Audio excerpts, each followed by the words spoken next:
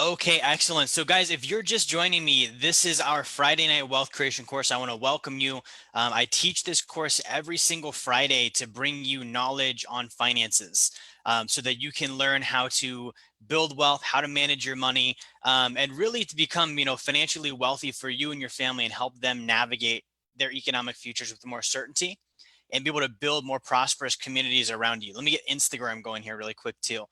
And the reason why I do these courses, I was talking I was a guest on a podcast today. I was talking to the host, and we discussed how a lot of people right now today are paying for financial advice. They're paying for business advice.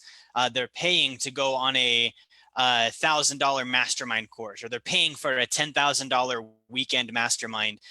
And most of the information that people are getting is free, meaning they don't actually need to pay for it. Right. And what I mean by that is a lot of the stuff when it comes to money and finances is not actually complex. It's not actually complex. The words are complex, but the actual actions of finance and understanding what's going on and what's happening is not complex. Right. So if you're watching this and you're just tuning in, again, I'm Jerry. I'm the owner and founder of Wealth Dynamics. And every Friday I do these courses. And this week we're talking about the 3 basic pillars that are going to be done first when building wealth. Okay. Now I have 2 definitions for the word wealth, because when I say wealth, everyone's going to have their own definition. We all have our own preconceived notions of what wealth actually means. And so here is my definition. Okay, my definition begins with kind of an experiential definition, right? Wealth is the ability to treat money like oxygen. Okay, I'm going to say that again. Wealth is the ability to treat money like oxygen. Imagine if you treated, let's flip that. Imagine if you treated, or I treated, oxygen the way I treat money. Okay, where I'm worried constantly about how much oxygen is left, and I'm living every other Friday broke with oxygen, counting down my last breaths, or I'm budgeting how much air I can intake and let out. Or I have a false belief that there's not enough oxygen in the world to keep me alive. Imagine living that way. Okay, that wouldn't be good. That would be a miserable lifestyle. That would be a terrible way to live, where I'm always worried about oxygen. That would be a gnawing that never goes away. Okay, but if we flip it back again, most of us at some point and even currently live that way with finances, where we are worried constantly about how much money there is and making it to next Friday. And if somebody else has more than I do, and if we're going to run out, and if there's enough out there in existence. That's how we live with money. Okay. So wealth is the ability to treat money like oxygen. Think about the way that I have, my own behavior and mindset with oxygen. I breathe in what I want. I let it out. No consideration. I'm not worried about wasting the oxygen. I'm not worried about how much, I took in and if I actually needed it. None of that stuff. Okay. I'm actually thinking about, hey, this oxygen right now, I need some. I'm gonna grab it. I'm not worried about if there was enough, and I'm done with it. I'm gonna let it out. I'm not holding my breath, trying to make it last longer, trying to make sense of how much oxygen I just took. I should be able to do that with money. Imagine that. Like think about, if we all think about going out, let's say on a trip, buying the plane ticket, picking the location, picking how long we're going to stay there, what resort we're going to go to, what we're going to do while we're there, what food we're going to eat. Maybe it's multiple locations, and not once considering money. Okay. Now, the thing is, some of us do that now. We just can't actually afford it. Some of us just rack up the credit card, right? That's not what I'm talking about. I'm talking about actually doing that and not worrying about, did I just screw myself over financially? Not worrying about, can I afford this? Imagine having that level of wealth. That's what I'm talking about. So that is the experiential definition of wealth. Now, the factual definition of wealth on how we get there is I need to have passive income. Okay, passive income is money that's produced by my investments. It's not money I trade my time for. Passive income that exceeds my expenses, savings, and taxes. Okay, I'm gonna hit that again. Passive income thrown off monthly by my investments that I do not trade my time for, that exceeds, that's greater than my expenses, so my monthly bills, my savings, meaning the money that I save. My passive income should allow me to save money, and my taxes. Obviously, if I earned something and kept it, the IRS is going to want to cut. My passive income should cover that, so I'm not paying them out of my working income and having to go trade time for money to pay the IRS. That's what it boils down to, right? Now, that's a long-term goal. For some of us, like, we don't have passive income yet. So to think about passive income is kind of like our reality. Like, how do I even get there? That's what I'm talking about tonight. What are the first three things, the first three pillars that I should be focused on? Okay. Because when I was young, growing up with money, there's really three ways I can go on this. When I saw the subject of money, I didn't grow up rich. Okay, I didn't grow up. My parents didn't have money. We lost our house. I watched our car get repoed. My parents fought and got divorced over money. So I'm not the guy coming to you like I had this, Scrooge McDuck background with tons of money. I'm telling you, I was a broke kid. So when I saw money and I had to start interacting with money as an adult, what I looked at was, this looks like a sham. I looked at it and I was like, I watched my parents play this money game. I'm not interested. I don't want to participate. And in that moment, there were three choices I could have made. I picked the wrong one. The first choice is poverty, right? Poverty, that was the one I picked, right? If I look at money and I say, I want nothing to do with it, one of the ways to achieve that is poverty. If I'm homeless, I don't have to worry about rent. Okay, if I'm living on bare minimum, living in poverty, I don't have to worry about my car payment. I don't have to worry about the grocery bill. I don't have to worry about a phone bill. How low do I want to go? That's where I was at that time in my life. Now, poverty literally led me to being homeless the first year of being married. Could you guys imagine that? I was 20 years old, not even 20, 19 years old, got married, and I'm homeless the first 6 months with my wife. Like, within the first 6 months of being married, we're squatting in an abandoned house. Imagine that. I did that. That was not fun. That was the result of deciding I'm going to pick the poverty route. Now, the second route that I could have picked was denial. Most people pick denial. I didn't pick denial. And the reason why is I watched my parents and my peers grow up financially in denial. I looked at it and I knew, man, that's bullshit. I don't want that. Okay, there's a problem. Why are people acting like there's not? This money thing is ruining people's lives. How come they're acting like they're fine and trying to still live life like it's not an issue? I didn't want that for myself. So I knew I didn't want denial. Okay, the third one, which I didn't pick till several years later, is wealth. Okay, wealth, meaning I'm actually going to go get so much money that it doesn't matter. Right? And if I have so much money that it doesn't matter, like I said, abundance and prosperity, having enough money where I can treat money like oxygen, that puts me in a position where now I'm effectively out of the rat race. I'm effectively out of that game, right? And so that was kind of what I was looking at. And inside of that view, like, I ended up ultimately at some point going for wealth itself, and that put me in the position to, all right, let me start learning. Okay, someone said they're watching while in poverty. I've been there before. I've been in these I've been at the events where I was in poverty while I was watching it, wondering, how am I going to get out of this? Now, the first thing I had to do, and I'm going to go over the first three steps tonight. The first thing I had to do, crazy as it sounds, is I had to make the decision that I was willing to learn. Okay, I couldn't sit there and say, I want to learn how to get out of poverty. And then while the guy is teaching me to get out of poverty, in my mind, I'm making him wrong.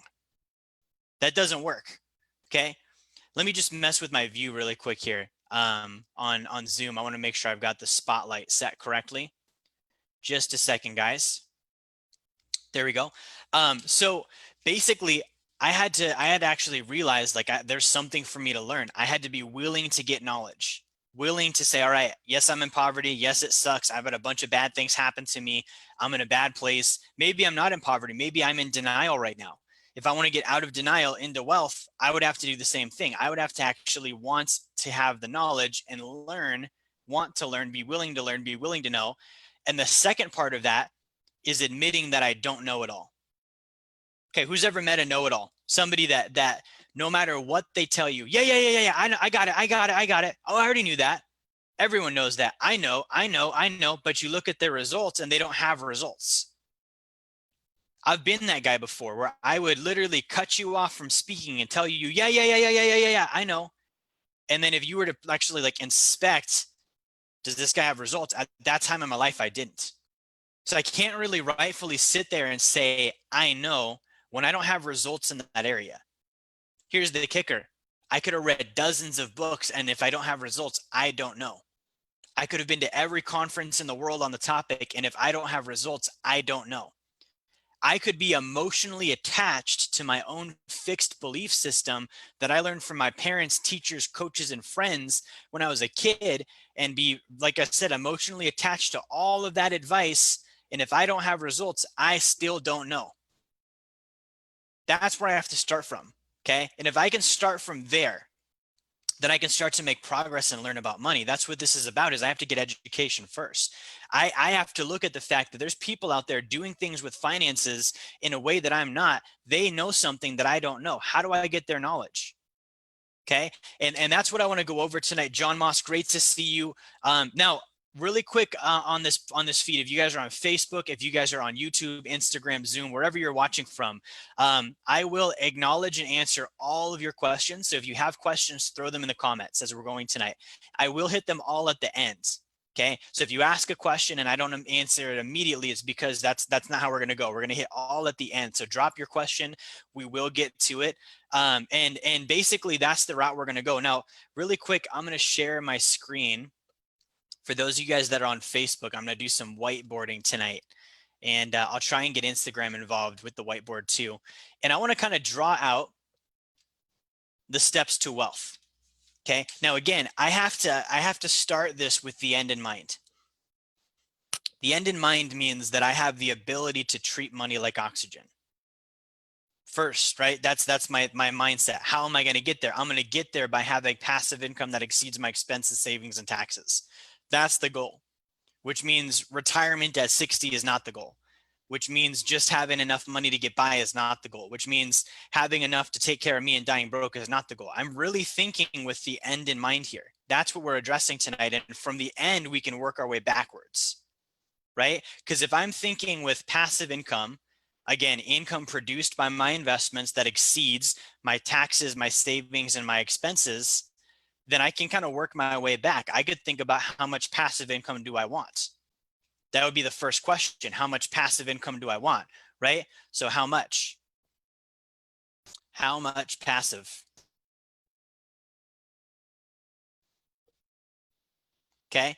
And if I can answer that question, then I can figure out how much do I need to have invested? How much do I need to have invested? If I know how much I need to have invested because I want X amounts in passive income, then I can start to look at, okay, well then if I'm investing, how much do I need to save? Okay, how much do I need to save in order to get that much invested? That would be my next step, right? The saved word. It's funny. I see all these people, influencers on social media that are, savers are losers, cash is trash. I watched one guy talk about that for over a year, and then on an open interview admit that he had $100 million in the bank.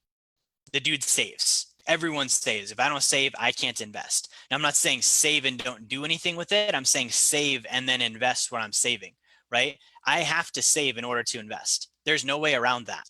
Okay, if I don't, good luck. It's going to be a very hard road for me. Now, based on how much I'm trying to save, I can then bring this back to how much do I need to earn, right? I can reverse engineer this thing all the way back from how much passive income do I want to how much would I need to have invested to produce that passive income to then how much would I need to save at a certain rate of return in order to get that much invested to then how much do I need to earn in order to save that much, right? And if I'm trying to earn, that comes down to what do I know, right? What kind of knowledge do I have? How valuable am I at solving people's problems? And how many times, how often am I in exchange with people? We have this is called the triangle of wealth and the triangle of income. We've hit this before, but I want to refresh on it because this is fundamental, right? Now, assuming I'm doing those things, right? So we have our little triangle. Assuming that I am earning, assuming that I am saving, assuming that I am investing, we can then talk about what do I do? What do I do with the money that I'm investing? What's the best strategy? Okay. And again, before that, before I talk about any of that stuff, I have to look at my triangle of income. How am I looking on knowledge? Do I actually know stuff that makes me valuable? That's the first thing.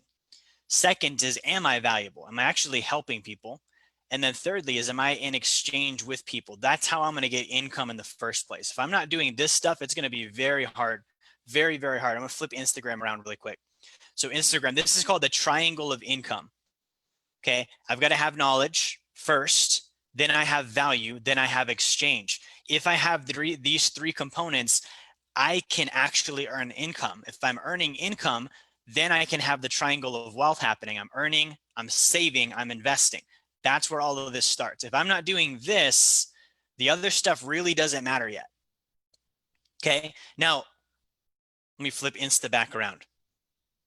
Let's assume I am doing those things. Let's assume that I am. If I'm not, there's something I'm missing. Again, there's knowledge that I don't understand yet. Really quick point I want to make too. A lot of us, when we get to a point, and I've been here before, when we get to a point where we realize, hey, there's something I don't know, we mistakenly think that it's new information we need to get. Right. So when I was looking at, like, let's take sales, for example, I first started in business. Someone mentioned I'm a CEO. That's right. My company, when I first started it, I was doing a lot of sales. I wasn't good at it. I didn't like it. I didn't enjoy it. And so my mistake was thinking, man, there must be a lot of stuff out there about sales that I haven't studied yet. I need to go read more books. I need to go study more stuff. Now, I'm not saying don't read and study, but I'm saying the reason why I was bad at sales in that scenario was not because I was missing new information. It was because I misunderstood old information. Okay, I want to say that again. It was not because there was new information that I needed to go get. It was because there was old information that I didn't understand. This goes back to my very first point. I thought I knew it all. I wasn't willing to learn because I was like, I've already read that book. Why would I need to read it again? I understood it, but I wasn't doing it. Right. So when it came down to it in that area, after I went and read all the new stuff and consumed all the new stuff, and finally it clicked at one point, I was like, oh, wow, that was what I read in the very first book I ever read. Right. And there was not this deep, like, chasm of new stuff and facts out there. Finances are the same way. I'm going to teach you guys a trick. Income and expenses. That's addition and subtraction. That's all it is. Addition and subtraction. Can I add? If I can add, then I can do the math on what's my income, what are my expenses? Is there money left over? How much more income do I need to earn in order to be able to make what I need to make, to save what I need to save? Saving is simply basic math also. I subtract the amount I'm saving out of my income. That's a basic equation of subtraction. If I'm looking for a savings rate, I divide the amount I'm saving by the amount I'm earning. There's my savings rate. Basic math. Learned that in like 5th grade, right? Investing is just simple multiplication. If I want to figure out how much money I need to invest, I just need to figure out what's the multiplying factor on this investment. How much is it earning? It's a times table. This much money times this number times this amount of years equals this. So it's not like this, like I'm saying, it's not this vast subject of like nobody knows it and it's so confusing and we need all these politicians and bankers. Guys, we freaking knew this stuff in 5th grade. Okay, somebody Instagram's laughing right now. Like that, he gets it. Like this is my little nephew could figure this out. I knew this stuff. In fact, if they would have put dollar signs in front of the numbers in my math class, I would have done way better at math. So none of this is complex. And I'm saying that to lay the groundwork because I'm about to dive into this and I don't want anyone using the excuse of, well, I don't understand all this complex stuff anyways. It's not complex. Can I add? Can I subtract? Can I multiply? Can I divide? If so, I could understand everything about money. I have potential for that. Okay. Now, let's dive into the 3 pillars, right? Let's say that I'm doing a lot of this stuff. Mama B2B says you're boring. You probably have a misunderstood word. I would look up the stuff I'm talking about. If you're bored, guys, if you're bored and zoning out, it's because there's words that don't make sense to you. Figure them out, look them up, figure out the definitions, clear them up. Otherwise, it's never going to make sense to you. Okay, again, it's not new information. It's old information that's been misunderstood. Now, the first thing we're going to look at here is what do I do if I am doing all this basic stuff, right? Because I sit down with people that are earning income, right? They're saving, they're gainfully employed, they're doing the right things, and they ask me questions like, man, what do I do? What's the thing, right? The silver bullet, right? Is it the 401k? Is that the thing I need to do? Is it, owning a home? Should I go buy a house? Is that the thing I need to do? Is it, putting money in the stock market? Like this is stuff that I get asked on a regular basis. And basically what people are trying to figure out is like, what are the next steps? Okay. I went to school. I got the good grades. Check. Right. I got the job. Check. I've got the income. Check. Literally and figuratively. What do I do now? That's what we're talking about. What do I do now? Do I do the 401k? Am I supposed to pay off debt? Am I supposed to buy a house? Where do I start? Okay. And no one really goes over this stuff with us. So that's why I'm going over this tonight. The very first thing that somebody needs to do is they need a forced savings plan. Forced savings plan. Now, assuming they have income. Okay. I'm going to flip this around here. Okay. Forced savings. That's the first step. Okay, what is a forced savings plan? A forced savings plan is a plan that takes money out of my check, out of my income every single month automatically off the top. Okay, that's a forced savings plan. Now, again, let's not overcomplicate this. Think about taxes. Who here hates taxes? I want to see some angry faces if you hate taxes. Okay, nobody likes taxes. If it was up to us, and let's be honest, would we voluntarily pay our taxes? I wouldn't. Most people I know wouldn't voluntarily pay their taxes. They would find ways to get out of it. Okay. And so basically, look at what the IRS does. Do they allow you to voluntarily pay taxes, or do they take it out of your check before you even see the money? They take it out of your check before you even see the money.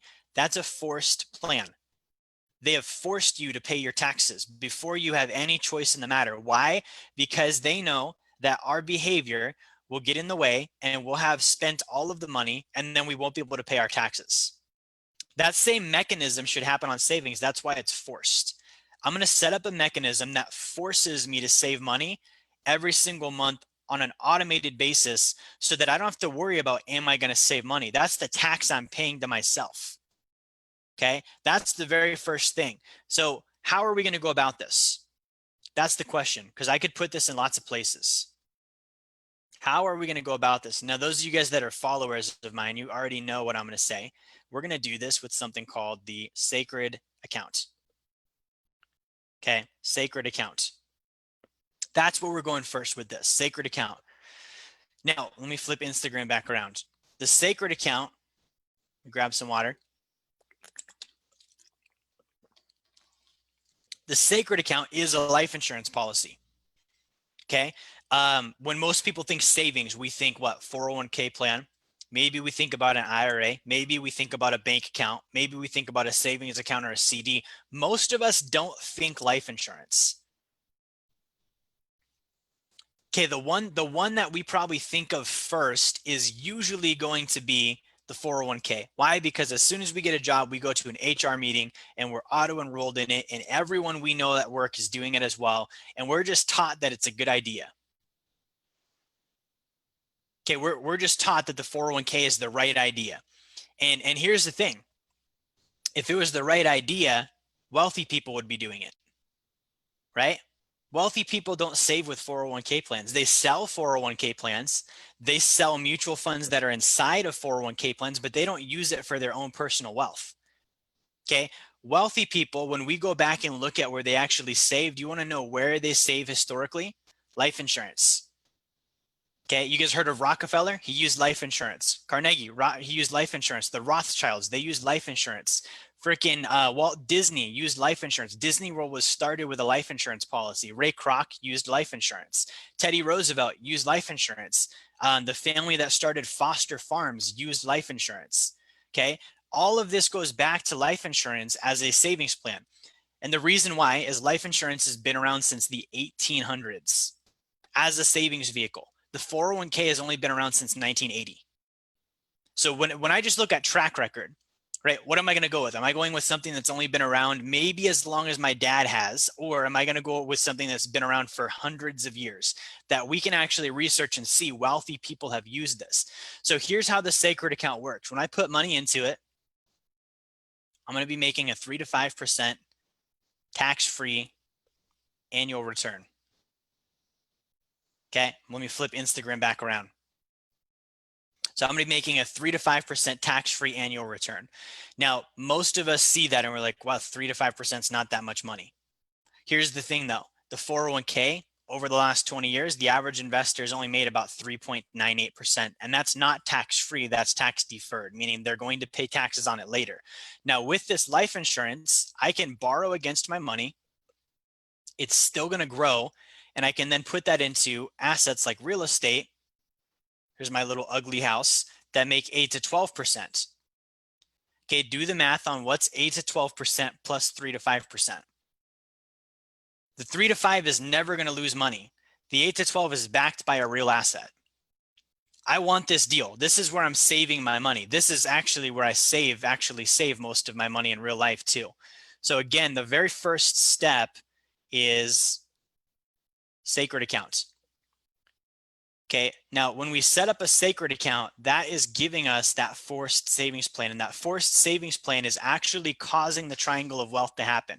We just looked at it. In order to do this, I've got to earn income, save it, and invest it. Triangle of wealth, right? And so the sacred account makes it toward step number 2, saving, will never not happen. It's automatic. It will always happen every single month. That way my triangle can only get bigger and bigger and bigger. Now, as I'm doing this, again, there's some sub points on why I'm doing this. A, it gives me, like we said here, forced savings. Forced savings. B, the other reason I'm doing this is going to help me get consumer debt free. What does that mean, right? Consumer debt free. It means that all of my credit cards, car loans, medical debt, student loan debt, I'm going to get rid of all of that stuff. Okay, and the reason why I'm getting rid of all of that stuff is that is taking a percentage of my income every single month. When I went and started studying the top 1% of wealth, one of the indicators that I saw that they do is they save 40% of their gross income. Gross income means before taxes. So imagine saving 40% of what you make before you ever pay taxes or bills. And you just had to fend for yourself with what's left over. That'd be difficult, right? I'd have to make at least 10 grand because if I make 10, I save 4. I've only got 6 left. I've still got to pay taxes. I've got to pay my rent or my mortgage, my car, groceries, all of that stuff, right? And so basically, the reason most people gawk at this, they look at the 40% rule, and I was talking to my friend about this today, is they can't fathom saving 40%. The reason that I wouldn't be able to fathom saving 40% is because I give more than that away to financial institutions. If I count up my credit cards, if I count up my mortgage, if I count up my car payments, if I count up the money that I'm giving to Wall Street, I am getting 40% of my income taken away already off the top. Right? So I have to get this handled first, right? I'm going to get consumer debt free. I'm getting rid of the credit cards. Now the deal is I'm going to use this sacred account here to do this. Again, I'm paying off the debt. I'm going to get rid of it. While I'm getting rid of the debt, my money is still making 3 to 5% tax free simultaneously. Meaning I'm going to pay my debt off. I'm going to save an interest, and the money that I'm using to pay off my debt while I pay off my debt is still going to grow. Right? And then the third thing I'm doing with this is I'm going to get 6 months in reserves. What does that mean? It means that I'm going to average out what I spend in a month. I'm going to multiply that times 6 months. And then I'm going to make sure that I have that at a minimum in my sacred account at all times. This is not in the stock market. This is not going to anything but reserves. Okay. Now, again, some of us might gawk at that. Those of us that are gawking, I want to ask you, where were you at with your reserves 2 months ago when your job got shut down because of COVID-19? That's what this is about. If I had 6 months in reserves, I don't care if I got quarantined. I don't care if I lost my job because I'm fine. I'm actually financially solvent. Okay. This happens before I buy a house. This happens before I start investing.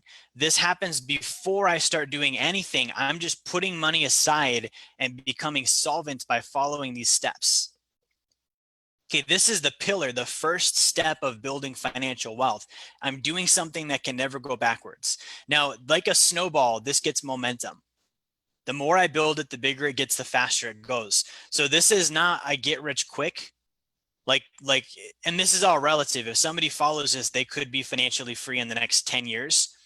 10 years relative, whether you think that's quick or whether you think that's not quick. It might sound kind of quick because most people never get there, right? But it's not something that you sign up for an account and then next week you're wealthy or next year you're wealthy. This is consistency. So I'm doing this thing with the sacred account. I'm maximizing, I'm doing the forced savings, I'm getting rid of my debt, I'm getting my reserves put together, and all of that handles my first step on this. Okay. And the next step we're going to go into, so now step number 2 is once I've done that, I start investing in something called the sacred account gold. This is different. This is called the sacred account gold. This is a different thing than we just talked about. Okay. And so the sacred account gold is me actually buying gold, physical gold. Okay, this is not Bitcoin, it's not cryptocurrency. I'm actually buying gold. Like I have a client where I just shipped him over $300,000 worth of actual gold. You guys know those bricks, big old bricks we see like banks use? We shipped that out to him yesterday. This is the sacred account gold. I'm going to start accumulating gold. Okay, I haven't put this in the market yet. I'm just stacking cash. Now the problem is cash goes down in value, so I don't want to stack cash using US dollars. I want to do it in my sacred account. Once I've maximized that, I want to do it with gold. Okay, now the first goal I have with this is I want to get my savings rate up to 40%. With my sacred account, the first step, I can probably put 10 to 20% of my income into that, depending on how much I make, right? That means that there's going to be another 20 to 30% left that I still need to put somewhere. I'm going to maximize that by using gold. So if I'm putting 20% in my sacred account, I'm going to start up a sacred account gold and start putting 20% into that, right? But that's my goal. My first goal is to actually get to a 40% savings rate off of my gross income. And it's easier to do when I'm out of debt, don't have any debt. I'm only making payments to myself, not banks, not Wall Street, not credit card companies, none of that, right? Much easier to do. The second thing that I'm doing here is I'm going to save up a 20% or more down payment for a piece of real estate. Down payment money is coming out of this. Okay. And this is what I'm looking at, guys. And I'm going to flip Instagram around so you guys can see me. One of the big social media debates we hear a lot is, should I own a house? A home is not an asset. Okay. Let's get that off the table now. A home is not an asset. Okay. Meaning that if I buy a home, it's not an investment. It's going to cost me money, not save me money. It usually is not cheaper than renting, because most people, let's face it, they put like nothing down on their house. If you put 0% down or you put 3% down, if I do that, of course, I'm going to pay more on my mortgage. Of course, when I add up all of my housing expenses, it's more than if I was a renter. Okay. So what I'm doing is I'm saying I'm going to have to live somewhere. Right now I rent. I'm going to have to live somewhere. So I'm okay with renting, but once I'm ready, I'm going to get 20% down and I'm going to put that towards buying my first property. That could be a home that I live in. That could be a duplex, a triplex, a fourplex, whatever it is. But the point is I'm going to buy it with my gold. Okay. The reason why I'm going to do that is gold and real estate are typically inversely correlating. Meaning if you watch the market, they move in opposite directions. When real estate's really high, gold and silver typically aren't. Okay. When real estate crashes, gold and silver typically go up. Same thing with stocks. So what that means is if I'm looking at buying a piece of property, I want to do it during the right cycle. I want to do it during the right cycle. The right cycle means that the price of real estate has come down in relation to its recent historical values.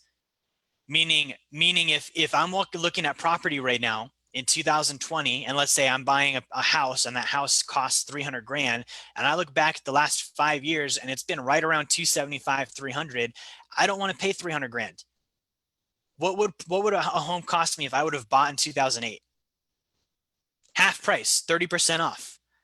right? And so that's when I want to buy. If I'm looking at buying real estate, I want to pay half price. I want to pay 30% off. If I do the sacred account gold, when real estate crashes, I have now the discounted purchasing of that property, and my gold went up in value. My gold went up in value. It means that I have a higher buying power with the gold, and the property went down in price. I can double up and get even more. That's what I should be looking at. This is a patience game, guys. Now, the sacred account gold is neat because typically if I invest in gold, when I'm ready to do something with it, I've got to sell it. With the sacred account gold, I don't have to sell it. I can borrow against it, meaning I still do actually own the gold. It's still growing, and simultaneously I'm using that to go buy this property. Okay. When I buy a property, the first thing I'm looking for it to do is I'm looking for it to lower my housing costs. If I buy a house, I better lower my housing costs. My housing costs are principal, interest, taxes, insurance, maintenance, repairs, utilities, home improvement costs, closing costs, realtors commissions, HOA dues. All of those are closing costs. Okay. All of those are housing costs. And if I don't count all of those things, then it's very hard for me to tell if I actually saved money by buying a house. Okay, realtors hate me for this, but it's 100% true. So if I'm renting and let's say I'm paying $2,000 a month for rent, if I buy a house all in with all of those costs, I should have less money going out than if I were renting. That's the only time it makes sense. If I use this strategy, then it's actually going to help me get there. Okay, so when I buy a house, my ideal scene is that my down payment pays me a 12% return on saved housing costs, meaning it lowers my housing costs where I'm actually seeing a return on my down payment to get me that 12% return that I'm looking for just by paying less on housing. That's the first thing I'm looking at. Now, the second thing I'm looking at here is, like I said, an inversely correlating asset, inverse correlation. And I want to break that down again just to review inverse correlation. Let me flip Instagram around. Inverse correlation, again, means that it moves opposite of most major asset classes. When the stock market goes up, my gold and silver is probably going to be cheap. When my gold and silver are up, the stock market's probably down. Real estate is probably down. I want to take advantage of that. Okay, because that's when I buy. Those are called market cycles. They happen every 10, 15, 20 years. It's not an every year thing. It's a patience game. I'm accumulating, I'm stacking, I'm building, and then I'm waiting for the right opportunity to then take advantage of it. Right? So that's the third step. And then the fourth step on this, I'm gonna have to erase some of this to make some room. The fourth step on this is step D down here. Okay, the fourth step on this is what's called arbitrage. Arbitrage is a very significant term. It's a little bit complex. I want to break it down for you guys. Arbitrage means, let's say, just to give you guys some examples here, let's say that I buy my gold. Let's say this is my gold, right? Let's say I buy my gold and I'm borrowing against my gold at 6%. Okay, and I borrow, that's my cost. My gold is making 8%. Okay, if it's making 8 and it's costing 6, that means I'm making a positive 2%. That's called arbitrage. Okay, when I borrow this gold, I'm borrowing it to then go acquire a property, real estate, right? So I'm buying the real estate. Now the real estate is also going to have value. There's a scenario where I could borrow against the real estate now. My cost is only 4%, which again is cheaper than 6.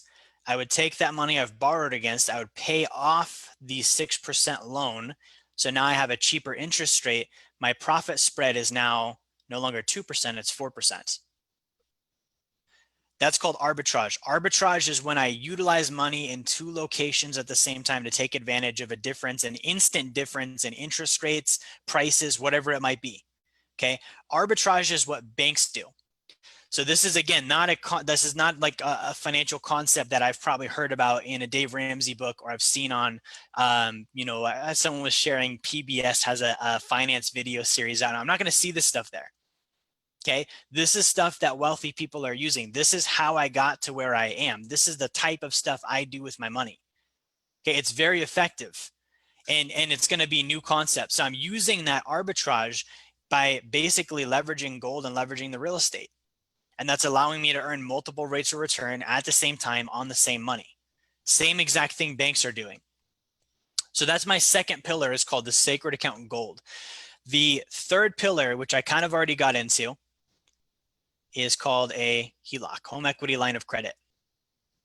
Kind of already got into that. Again, if I have my home equity, let's say I bought that real estate with my gold and I'm paying 6% interest on the gold that I borrowed against to buy that real estate, I could then instead borrow against the house at 4%, pay off the real estate or pay off the gold loan with my real estate loan instead. Now I'm paying 4% instead of 6%. I'm making more profit on the same loan. So I'm leveraging, this is called leveraging, borrowing against something is leveraging it. I'm leveraging my home equity. The value of my house is going to help me leverage to pay less interest. Okay, that's the first thing I'm doing on the HELOC.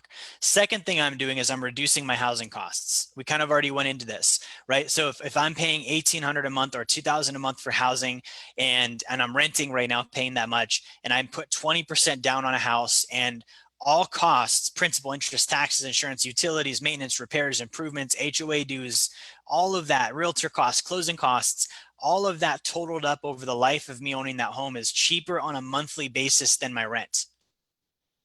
Then I'm now making money by buying a house because it's saving me housing costs. Now, again, this kind of goes back to a little bit of my passion and mission. I love helping people become free. I love helping people become free. I like seeing people not have to live in slavery and bondage. Financial slavery and bondage is the most common form of slavery because all of us must trade time for money. I hate that. I don't like that. That's why I'm working on financial freedom for myself. That's why my business exists. That's why I'm helping clients. That's why I'm on this with you tonight, because I want to give you the information so you can run with it. Think about what is probably the number one thing other than taxes that most people are going to be in financial slavery to. I'm going to give you a hint. It's their mortgage. A mortgage, right? The mortgage, if you look at the root of the word mortgage, it actually comes from the word mort. Mort means dead, death. Right? That's literally like, imagine like someone nicknaming you Death. Like my boy AJ is on there. If AJ started calling me Death, that would not be a good thing. Somehow people have overlooked that. They're like, oh, I want to get a cheap mortgage and have it for 30 years. No, that means that I'm paying $2,000 a month, $3,000 a month of my income every single month for the next 30 years or more to a financial institution. That's money that I can't save. That's money that I now cannot invest. That's money that I can't use for my own wealth because instead it's being used for their wealth. Do you want to know the sick part about it? The money that they loaned me on the mortgage, they didn't have in the first place. They loaned me nothing. They loaned me digits on a screen, and I'm giving them real income for those digits. That is a Ponzi scheme if I've ever heard of it. So basically, the mortgage, by reducing my housing costs, getting rid of that mortgage, essentially, I am unshackling myself from one of the number one sources of financial bondage that I ever will have to deal with. Okay, so I'm escaping. So this is point C. I'm escaping my biggest liability. Who's ever heard your home is your biggest asset? It's not, it's your biggest liability. The biggest asset thing is called marketing. How do you think a realtor is going to sell you a house if you don't think it's an asset? Come on, right? How's the mortgage guy going to convince you to get into debt for the next 3 decades of your life if you don't think it's an asset? You're not gonna. So you have to think it's an asset. They're going to market until you do. And they've had over 100 years to do this, right? Almost 100, I should say 90 something. The mortgage guys, the mortgage that we know today came out in the Great Depression. Okay, it's not been improved upon. It's not been optimized. We're talking about the freaking 1930s. It was a byproduct of that, and we're still using it today. So by using the HELOC, I'm getting rid of a mortgage. I no longer have a mortgage ever. It's gone. And so I actually have that money freed up now. I can use my home as an asset. I can borrow against my equity. I can pay off debt with my equity. I can use my equity account as a checking account and repurpose my expenses to reduce my interest. This is a play that's going to save me millions of dollars over my lifetime in both interest and lost opportunity cost compared to having a traditional mortgage. Okay, so that's point D on this, is I'm multi-purposing my expenses by using a HELOC. Okay, I don't want to get too significant or technical with this, but when I look at a mortgage, basically I pay into it, right, every single month. I can't have any of that money that I gave them. On a traditional mortgage, when I make a mortgage payment, that money is no longer mine. It belongs to the bank. It's gone. It doesn't matter how much my house is worth. They're not going to let me pull money back out of my mortgage. On a HELOC, home equity line of credit is what that stands for. It means that I'm getting a line of credit, a credit account that is worth a percentage of my home's value. Usually I can borrow up to 80% of my home's value on a line of credit. I can use that line of credit to then replace my mortgage, pay it off entirely, so I no longer have a mortgage, and then any money that I pay into that line of credit, I can immediately pull back out. So what a lot of my clients do is they'll set one of these up. They'll direct deposit all their paychecks into the HELOC because the money reduces their interest for the month. Even if they're going to spend it on groceries and whatever else for the month, like if it's there for a couple of days, that's a couple of days worth of interest that's been reduced. So I'm able to multi-purpose my expenses. Money that I was going to spend anyways can go into my HELOC first, reduce my interest, still get spent, and put me ahead of the game. Like that. Guys, this again, is not stuff we're going to see in a Dave Ramsey book and on PBS's finance channel. This is what wealthy people do. They borrow against assets. They leverage existing assets to get more assets. Okay, I just sat down with a client the end of last month. We closed. They had a paid off house. We put a home equity line of credit on it. They borrowed over 300 grand out of that line of credit, and we invested that in a deal that's going to pay them a 10% annual return. That covers their mortgage payment and gives them cash flow for the rest of their life. That's a great play versus a mortgage. I don't want the mortgage payment, right? So guys, those are our three pillars tonight. Again, we have the first pillar being sacred accounts. Okay, my first goal should be to start a forced savings plan, get my sacred account going. My second step should be sacred account gold. I should start accumulating real assets. Sacred accounts gold. And then my third step should be called an all-in-one loan, but it's really the HELOC that we just talked about, all-in-one / HELOC. Okay, those are my steps. And let me flip Insta around.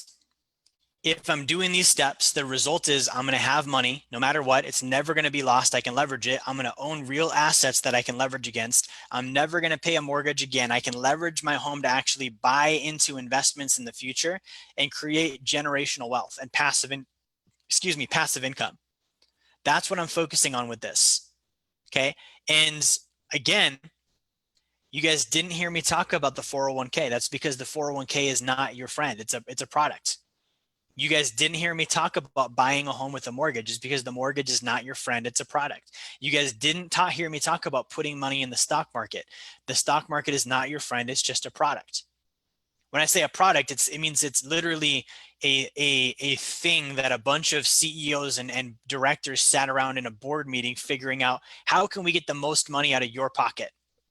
Let's create these products and sell them and market them so that you'll opt in and give us more and more of your income. There's a reason why the wealthy keep getting wealthier and the middle class keeps getting smaller and the poor stay poor. It's because the places we put your money go to them. The places that I've been taught to save, invest, put my money towards only go to the wealthy. It makes them wealthier. It doesn't actually ever come back around to me. Right? And then they do crap like they did in February, where they sell off all of their shares of stock all at once to crash the market, cash out at a profit, stealing all the money that I just put into it. It's not a fair game. It's rigged. I can't get there by following those rules. I can't get there by playing the same rules everyone else is playing. Okay, so that was my point tonight. What I want to do here, guys, is I want to open up for questions. So if you guys have questions, drop them in the comments. If you're on Facebook, drop them in the comments. If you guys are in Zoom, there's a comment section there as well. And lastly, if you guys are on Instagram, there is a comment section on Instagram, obviously. And I'm going to dive into those. Let me check Facebook first. Actually, I'm going to check Instagram first. Instagram runs out. The live shuts down after an hour. So I want to make sure I hit all the Instagram questions. Let's see what we have here. By the way, thank you guys all for watching on Instagram, Facebook, YouTube, wherever you're at tonight. I want to say I appreciate your time. And really quick too, I do want to wish everyone a happy Juneteenth. I posted about that earlier. I think this is an awesome day to celebrate. All of us should recognize this, the day where every single person, literally like all races in America, finally became free. It's a big deal. It's not something we should um, snuff our noses up at or ignore. It's just as big as 4th of July, if not bigger, if you ask me. Okay, Instagram questions. Freddie, good to see you here tonight. Designer Fane says, I can learn from you. Anyone can learn. Everyone should learn something from you. Thank you. I appreciate that. Um, Good to see you guys. Good to see you guys. We're just answering some questions on Instagram first.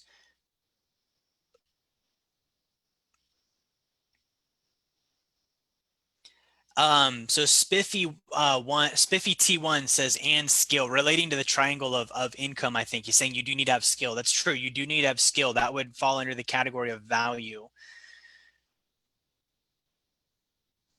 Aaron, good to see you tonight. It's great to see you. Man, Instagram is intense, man. You can't be playing around if you're on Instagram going live.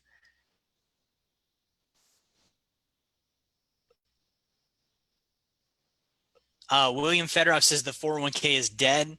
Aaron says Social Security is dead as well. Real assets are alive. That's 100% true. Aaron says he's trying to buy a rental in a year. Aaron, that's awesome. If you're buying a rental in a year, I want to really, really highly suggest that you have at least 20% of your down payment saved. I would use the Sacred Account Gold. Borrow against that, use that to buy the real estate, and then pay yourself back, refinance yourself out. And that's going to put you, it's going to be a slower transaction. Your realtor is not going to like that, and your mortgage lender is not going to like that because they have to wait longer before you get them paid. Right. But it's not about getting them paid. It's about you getting paid. So I'd rather you save 20%, do it the right way, actually have cash flow on the property, and go from there. Um, RigUp24P says, yo, you the man where you can set up a sacred account. That is me. So if you go to my ear on my Instagram, shoot me a DM. If you would like to get a sacred account set up, shoot me a DM. I'll get you hooked up.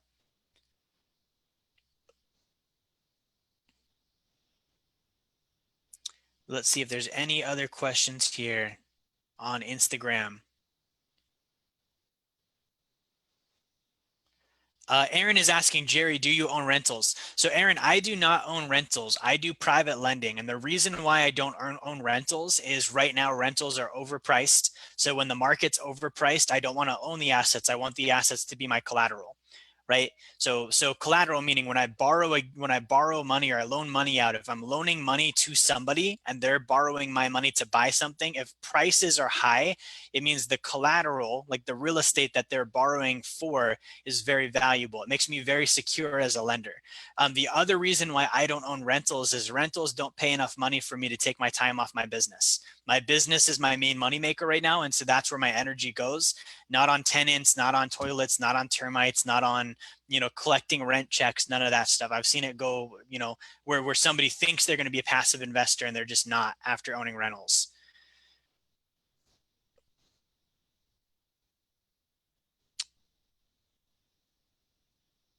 Let's see if there's any other questions here. Someone says, can you cash at me? I will if you do first. Let's say that. Whatever amount you'd like, I'd like double. AJ, great to see you.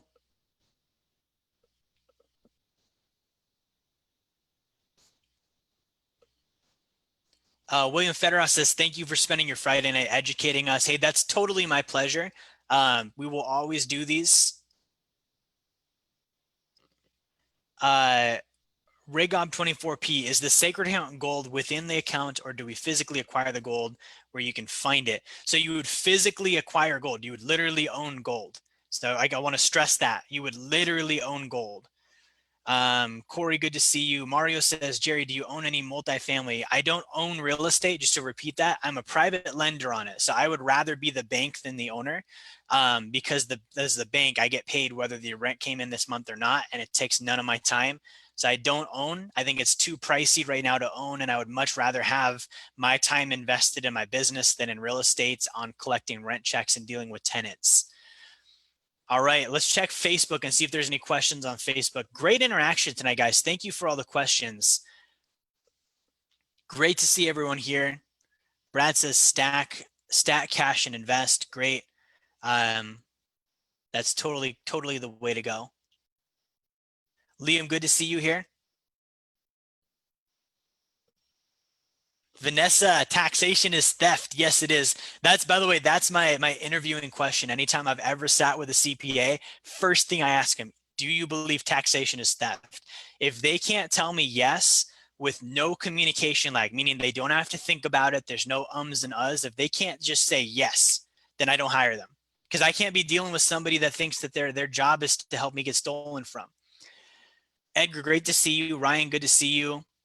Liam says, according to JP Morgan reports, 20 years average investor only made 1.9%. That is terrible. Liam is saying that the average stock market investor made only 1.9% over the last 20 years. Okay, it's not about what the market did, it's what somebody actually made. That's the difference maker. Oh, sorry, that's 2.6%, not 1.9%. Liam actually posted an image for that too. Dean says, how much passive income? Dean, you got to figure that number out for yourself. That's something we help our clients determine. Everyone's number is different. Nana, we're cold-blooded tonight, man. We're not holding back any punches. Eric says, on step 2, would you start with smaller real estate deals, 1 to 16 doors, then do a 1031 exchange up to bigger deals, more leverage, or wait to get 20% for a larger deal? So, Eric, that's a good question. That's a little bit complex. I want to make sure I answer it, but I also want to keep it simple. On step 2, he's saying with the sacred account gold, when I'm saving up with my sacred account gold for real estate, if I'm just starting out, again, let's say I'm just starting out, the first thing I'm doing is I'm buying a property that I'm going to live in that's going to reduce my housing costs. So that's going to be 1 to 4 units, right? If I can get in quicker on 1 unit, there's nothing wrong with me buying a house with a sacred account gold, refinancing myself out onto a home equity line of credit, and reducing my overall housing costs. Because at that point, I'm going to pay rent anyways. I've got to pay somewhere per month to live somewhere, right? So if I can make it cheaper, factually cheaper with a house, I'm okay doing it on 1 unit. Now, I believe you can have up to 10 HELOCs. So what I would do is I would just borrow against one, put it into the next one, and just continue scaling up. Think about if I can do that 10 times and each time I get 4 units, I could have 40 units on interest-only loans that I can pull equity out of, which is just unheard of. Vanessa asks, is the sacred account gold the same thing as the premier account? No, so they're different things. The sacred account gold, you're literally owning gold. The premier account is just the sacred account, it's life insurance, right? It's got a higher contribution limit than the light account. It's going to grow a little bit more, but it's not the same thing as the sacred account gold. Vanessa says, happy Juneteenth. Thank you. Thank you. Brad says, are you thinking acquiring real estate is going to be more attractive in the next few years? Brad, I think so. So the way things are looking right now, real estate is still overpriced, right? We just had, a small little dip in the economy like the last 2-3 months, but nothing has really come out of it because our government has basically just turned socialist. We're just giving tons and tons of money out to keep companies in business and to keep people, from going under with their retirement, with their houses. So I think, depending on how the government plays it, if they keep doing that, it's going to drive asset prices up in the short term, which means real estate will be worse. It costs more and it pays the same. Not good, right? If it does crash and come down, which might be in the next 18, 24, 36 months, it really is a game of kick the can. If they can do that, then that's going to, be a good buying time. If it drops finally 30% or 50% in value, that's when I'd go in and buy some. But again, like I want to make sure I'm not overpaying, and I want to make sure I'm getting cash flow. A lot of us that are doing, and Brad, you kind of know this, a lot of us that are doing multifamily deals, meaning we're buying apartment complexes, usually we're buying through a fund, and we're really only making 4 to 6% cash flow. Okay, I can do private lending deals where I make 8, 10, and 12%. So if it's between 4 and 6 and being able to say I own it versus 8, 10, and 12 where I'm the lender, I'm just going to pick the higher return. Okay, I would rather have no involvement and just get paid. Maybe that's a bad attitude, but that's my level of thinking on it is I don't want to spend time on it. Rob says, what should I be looking at as a minimum to open up a Sacred account, or even a minimum to get started up with you? So Rob, that's a really good question. If you guys want to get started with us and you want to start a Sacred account, Rob specifically is asking about that. If you're doing, we have a program called the Sacred Account Lite. The Sacred Account Lite, you can start with 99 bucks as a fee to set the account up, and then your contribution is 150 bucks a month.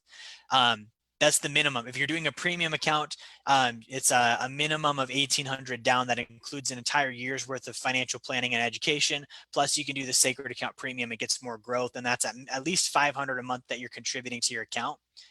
Let me go ahead and disconnect Instagram. So that's at least 500 a month into the account. If you're just looking for like education and help, like you're like, hey, I'm not ready to get into an account yet, do Wealth Dynamics University. That's like 600 bucks for the year. And that gives you hundreds of hours of financial content from me and my team, one-on-one financial blueprint and planning. We'll actually work through your entire financial blueprint with you and walk through that with you every quarter for an entire year. And that's a good place just to like get started with something, right? So there's plenty of ways you could get started, but Rob, shoot me a DM if you'd like more specific info. Gene has a question. He says, can a HELOC be done on an investment, or does it have to be your home? So Gene, that's the dope part. You can do these on investment properties. So I could buy a fourplex. Let's say I buy a fourplex on a home equity line of credit. Now the problem, and I'm not going to call it a problem, the rule is that I have to have at least 20% down. So I can't go do an FHA loan or a VA loan and put nothing down. I'm actually going to have some big boy money to bring to the table. I can't be broke trying to buy property. So I could go buy a duplex or a triplex or a fourplex, put that onto a home equity line of credit. My cash flow goes up because my mortgage payment is interest only. It's not principal and interest, it's interest only, which means I keep more cash flow. And then as that property appreciates, I can borrow against the value of that property, and I can go invest in other stuff, buy more properties, right? So that's what I'm looking at there. So you can do it with investment properties. You can also do it with primary residence properties. It really doesn't matter. This is just my housekeeper for the hotel we're at, guys. Don't worry, we're not being robbed. So that's what I would say there. Rob has another question. He says, talking right now also, if you already own a home, what kind of credits are we talking about? So if you already own a home, you can do a home equity line of credit on an existing home. You can typically, again, borrow up to 80% of the value of your home. Some cases you can borrow up to 90%.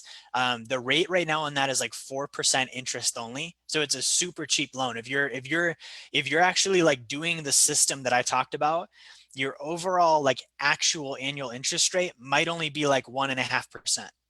Stupid cheap, right? For the ability to then borrow against the house and leverage that for wealth.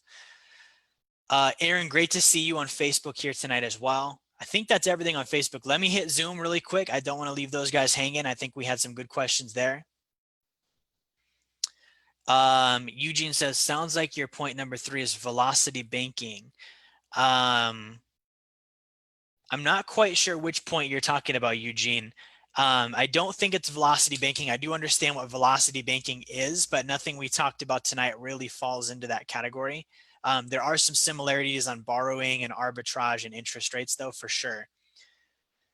From Nano. Nano says, can you explain on the HELOC and gold, borrowing from one to invest in the other, if I understood correctly? Yeah, so just to break this down again really quick. So Nano is saying when I have the gold, the Sacred Account gold, I'm buying gold, borrowing against my gold, using that as a 20% down payment on my real estate, right? Paying myself back. Once I've paid myself back, I'm then going to refinance my real estate out onto a home equity line of credit.